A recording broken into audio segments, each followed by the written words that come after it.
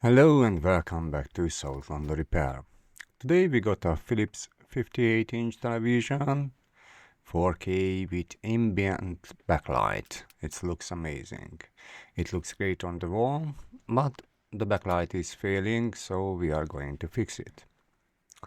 About the problem and the background of this TV, the customer left it with us after not collecting it for 28 days. Probably he took this too expensive repair.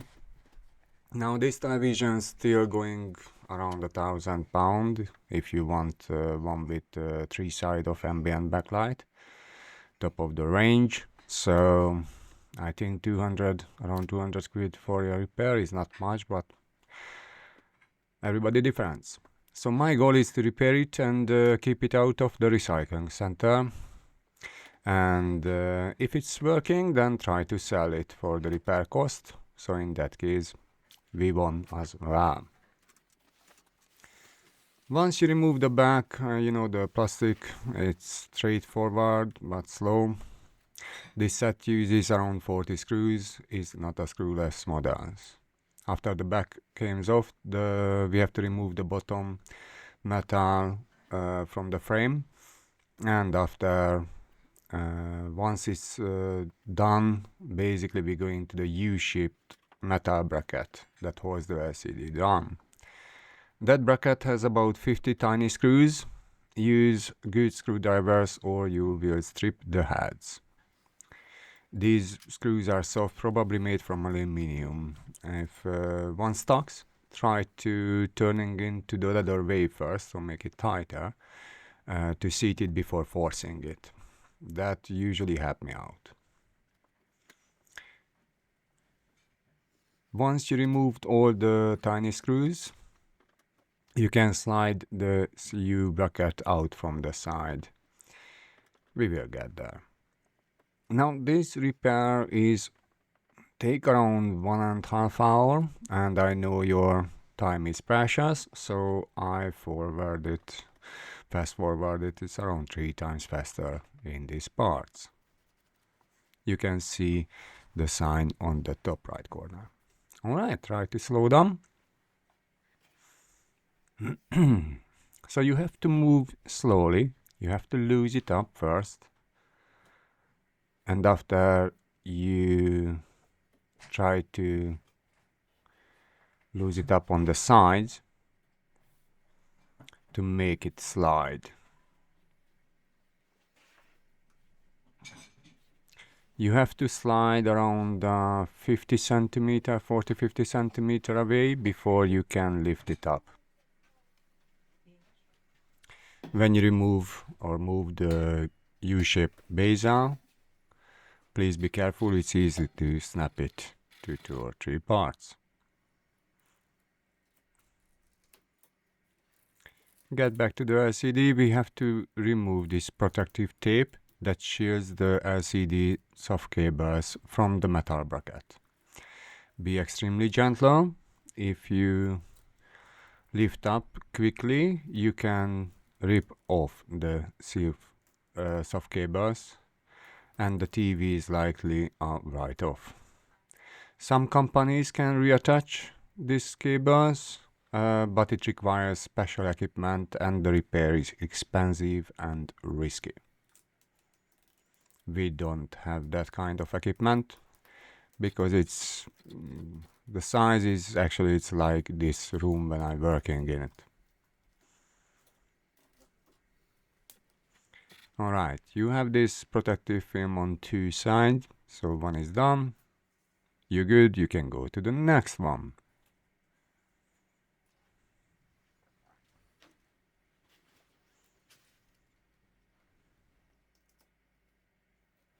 If you rip it, lose it, whatever, then you can use a PVC tape later on. It's not a big issue. In this case I save it, but it's not necessary. Before we can lift the LCD, we have to loose up the LCD boards on the bottom. In this case, we have to deal with some adhesive tapes. Basically, these are two sides stick tapes with the foam. So what I'm doing is I try to cut through and this way lift up the LCD boards. If you force them too much, then you can break these LCD boards. Again, it's gonna be right off.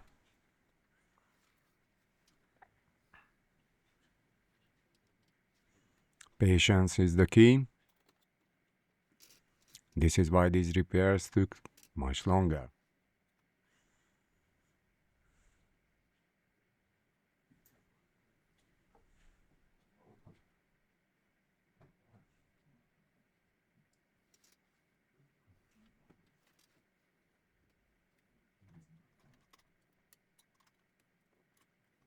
I'm using a tiny blade, craft blade, tweezers, flathead tweezers, and my bare fingers.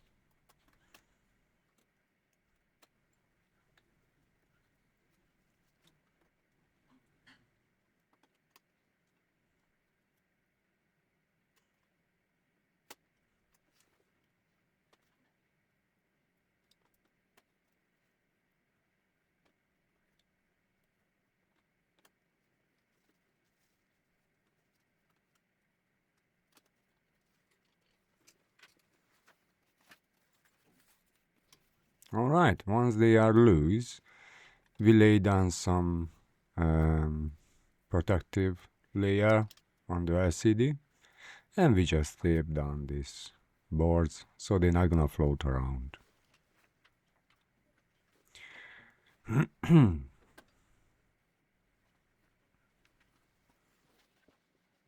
When we try to lift up the LCD, we're gonna use this T-sucker. Just a second, I'm just gonna make the place for the LCD to we can lay it down after. Always think one step forward before you do something.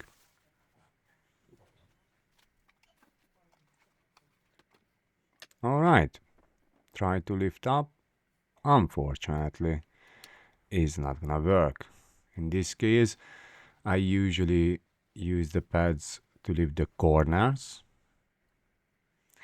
But in this case, yeah, we have some issues. The rubber pads under the LCD can become sticky with age and heat. I apply very tiny drops of alcohol from a dispenser to release the board.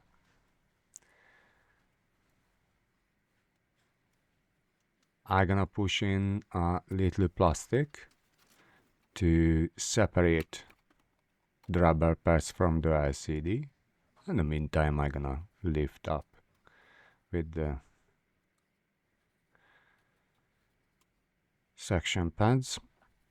Now, when you try to put this plastic opener or whatever you call it under the LCD, you can use 1 centimeter max of penetrations, because after, if you do anything like you get some alcohol underneath of the LCD, it's gonna leave a permanent mark. Also, if you use too much alcohol, it can leak under the LCD. So you try to avoid this. If you accidentally slide this one and cut off the soft cables, then that was the end of the repair. So be patient, be gentle. I usually listen some music in the meantime, or another YouTuber. One of my favorite is Adrian Basement. He's doing retro repairs, retro computers mostly. And I like to the sound of his voice when I'm working on these ones. it makes me relaxed. So even if it takes half an hour to lift up this LCD, I'm gonna take my time. Use a fine needle on the dispenser and apply just a minimal pressure. Experience teach you how much to use.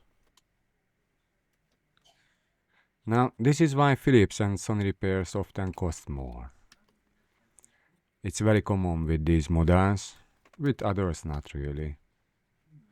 So, unfortunately, because it takes more time and it's higher risk, we have to charge to the customer.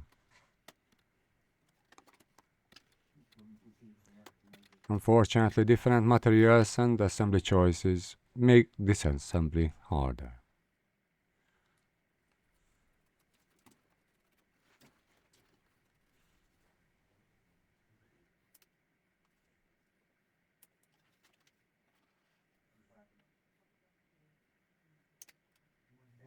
Once you get all around and the LCD can move freely, you reposition the sucker pads and you can lift up the LCD and move it to the safe place. The next step is removing the plastic bezels. These are held only by clips. So you just have to undo all the clips going around. It's the best if you follow the order sides first and after the top and the bottom one. The top and bottom layers tuck under the side holders, side bezels, so it's make your things easier. Once the top and bottom is removed, you can do the side.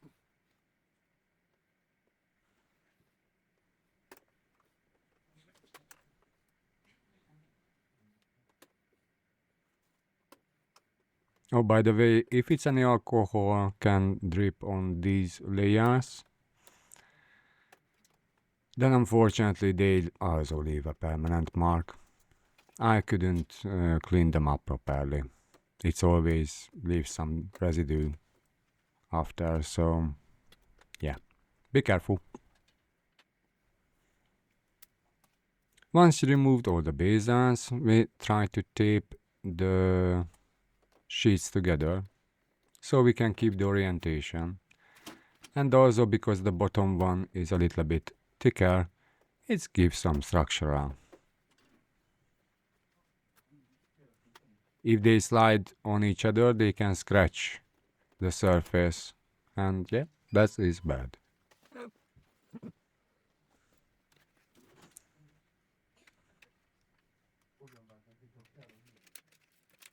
Alright, let's get to the reflector sheet. That one is not glued down, it's just the lens tiny bit bigger than the holes. So it's a pain to remove, but it's gonna be fine, don't worry. We have some tapes holding the LED strips, so first I'm cutting through on those with a blade. After, we have to disconnect the tiny cables on the side. You just put a flat tweezer under these cables, you just lift them up and they're gonna slide out easily. After we have 10 screws for each strip. We have 8 strips, so we have another 80 screws.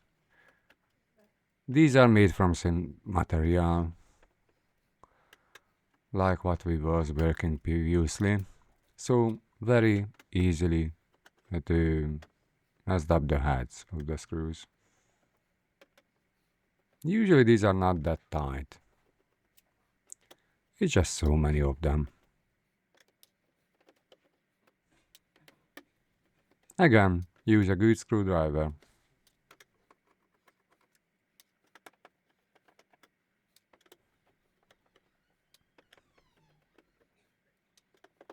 You can jump 30 seconds.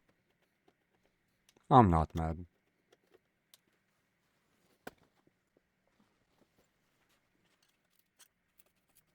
Alright, once you remove the screws, you realize they use double tape under the strips. One thing you can say about Phillips,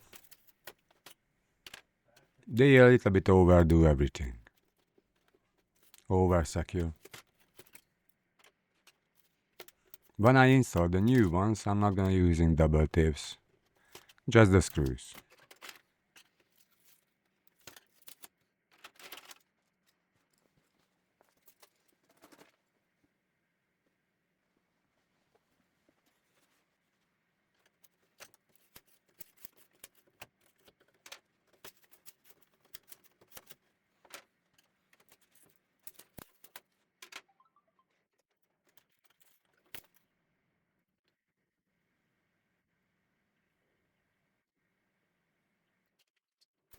This television is around 6 years old, but it was children's in the family, so it was running all day basically.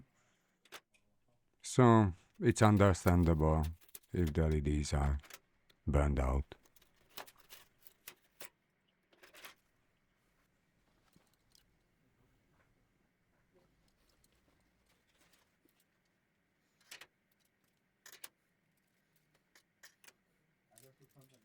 When you install the new backlight set, it's have a left side and right side. It's nicely marked. Yeah, 80 screws. So you put back first the part where is the cable is connected.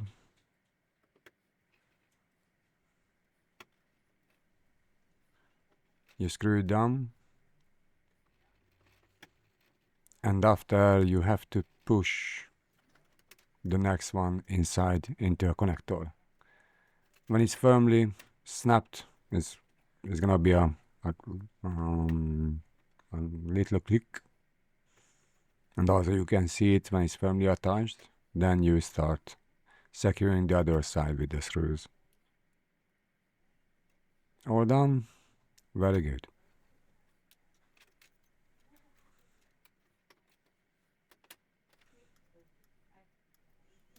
So Dora, just do it with the other 7, 14 strips, and you're good to go. Once you put it together, test it. You don't need too many things. You just plug it in. It's gonna check the backlight. If you didn't push the left and right side together properly, then you're gonna missing lights. But you will get there. Let's jump to the test.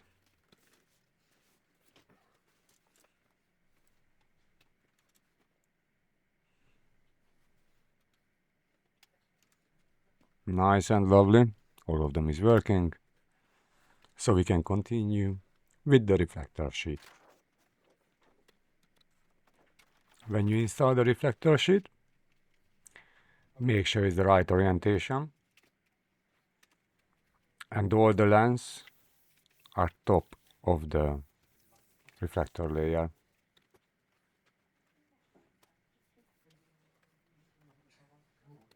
And after we can use the diffuser layers. Only one way you can install it.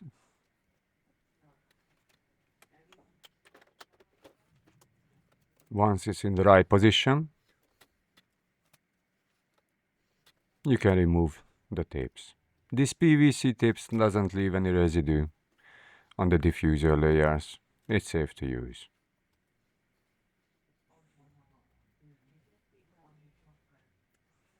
Alright, time to clean up the last spots.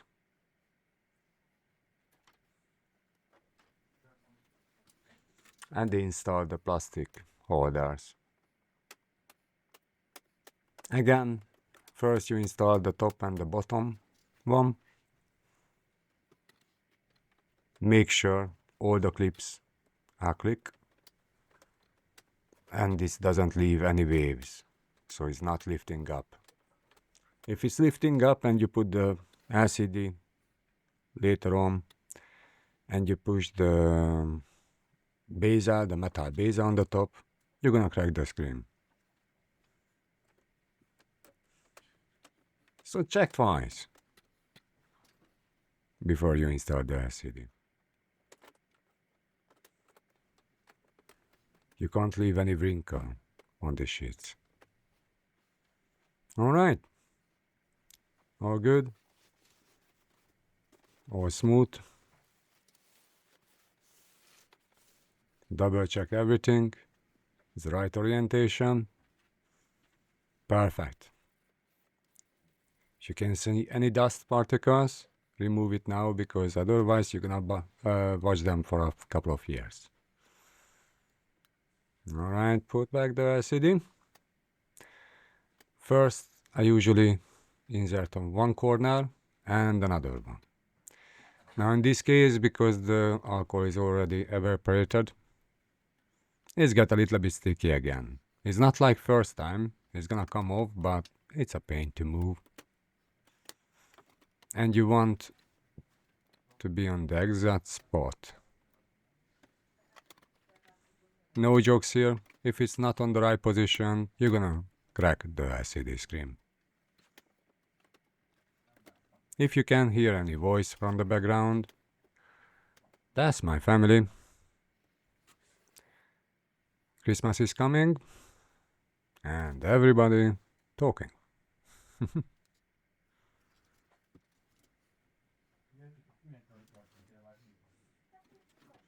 Alright, when everything looks fine, we're gonna put back the LCD board.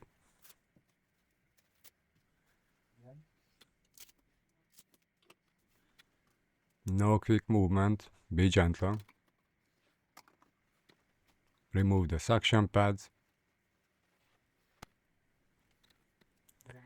And we can install again the protective film. Hundreds of cables. That's gonna be important in the next couple of minutes.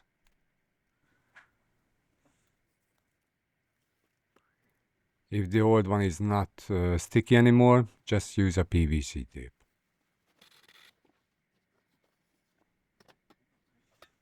We're gonna bring back the U-shaped bezel now.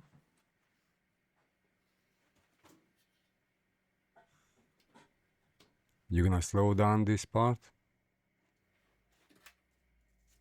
So you can open it up a little bit, slide it on the television.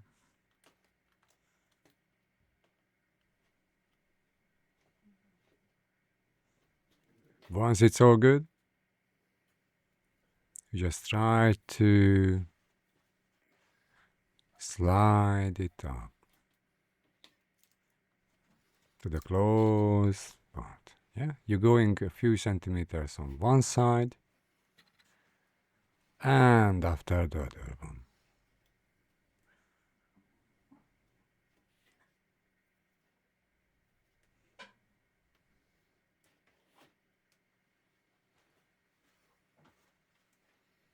And a little bit here again, and there again, and you get there when, yep, it's closing up. Nice and tidy, nice and tight.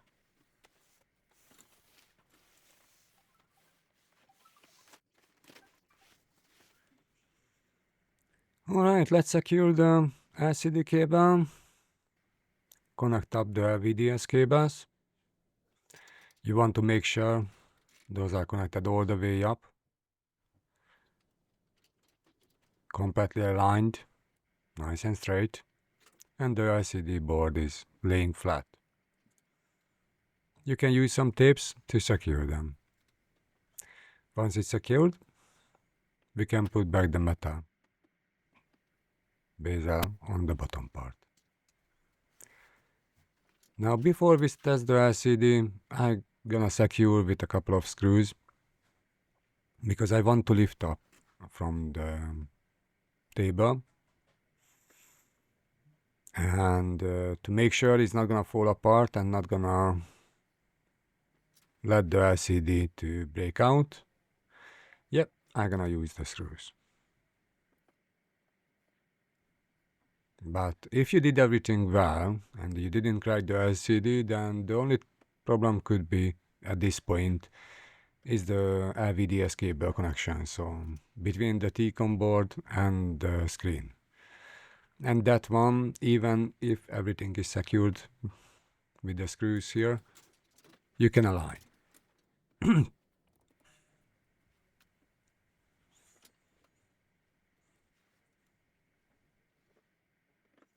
Now, about sizes.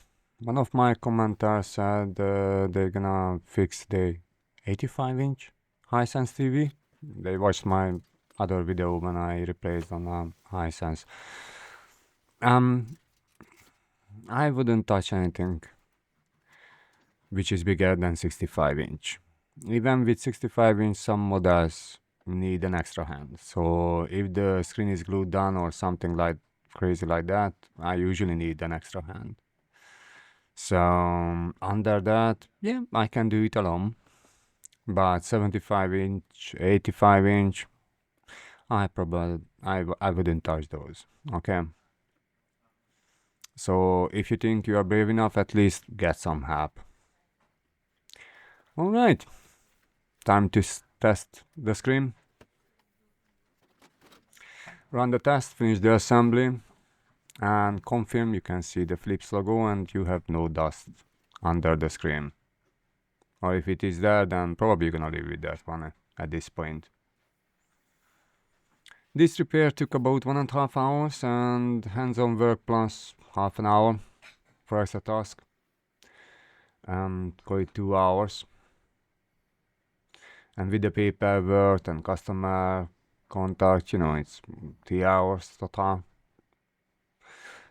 The customers also damaged the infrared sensor and the power button on the bottom because this is why it's not turning on. He tried to check it and we break it apart. Anyway, it's gonna be going for sale now. Thanks for watching Silicon Repair. These TVs are a pain, but if you follow these steps and take your time, you can save them. If you enjoyed the video, like and subscribe. See you next time.